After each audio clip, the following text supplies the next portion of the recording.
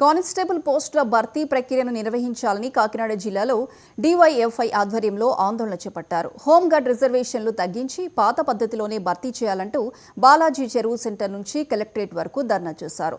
నిరుద్యోగులకు ఉద్యోగాలు ఇవ్వకుండా కుట్ర జరుగుతోందని ఆవేదన వ్యక్తం చేశారు డీవైఎఫ్ఐ రాష్ట్ర కార్యదర్శి రామన్న. ఈ కార్యక్రమంలో సిఐటియు నాయకులు రాజా, విజయ్ కుమార్, మల్లిక పాల్గొన్నారు. నుంచి టీసీ కానిస్టేబుల్ ప్రిపేర్ అవుతున్నాను. మేము 3 సంవత్సరాలుగా ఇక్కడే వెయిట్ చేస్తున్నాం కానిస్టేబుల్ ఎగ్జామ్ కోసం. అయితే ఎప్పుడైతే 2023లో కంప్లీట్ చేశారు, 25 మన ఈవెంట్ మరి మెయిన్స్ ఎప్పుడు కవర్ చేస్తారో మాకు తెలియట్లేదు. మేము శాంతియుతంగానే నిరసన తెలియజేస్తున్నామండి. మాకు అన్ని కేసులు త్వరగా క్లియర్ చేసి మాకు త్వరగా మెయిన్స్ ఎగ్జామ్ పెట్టి చూడండి. మేము ప్రభుత్వానికి మీ మీడియా తరఫున విన్నపం చేస్తున్నాము. మెయిన్స్ అభ్యర్థులు వెయిట్ చేస్తున్నారు, ఇదిగో అదుగో అని ఊరిస్తున్నారు ప్రభుత్వాలు. దయచేసి మా పరిస్థితిని, మా ఆర్థిక పరిస్థితిని మీరు అర్థం చేసుకొని కేసులు ఏవైతే పెండింగ్లో ఉన్నాయో ఆ కేసులన్నింటినీ మీరు త్వరగా పరిష్కరించి ఈ ఒక్క నోటిఫికేషన్ పూర్తి చేయాలి.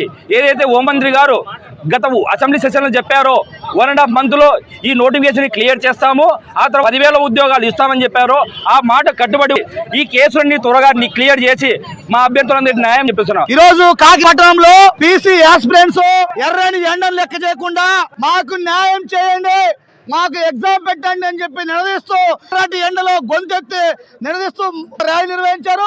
అలాగే ఇక్కడ కార్యాలయం ముందు ఈ రోజు నిరసన చేస్తా ఉన్నాం. మేము ఈ ప్రభుత్వం అడుగుతున్నాం, గడిచిన 10 నెలల్లో 3 ఏళ్ళు అవుతోంది నోటిఫికేషన్ వచ్చి 6,000 మంది ఉద్యోగాలకు.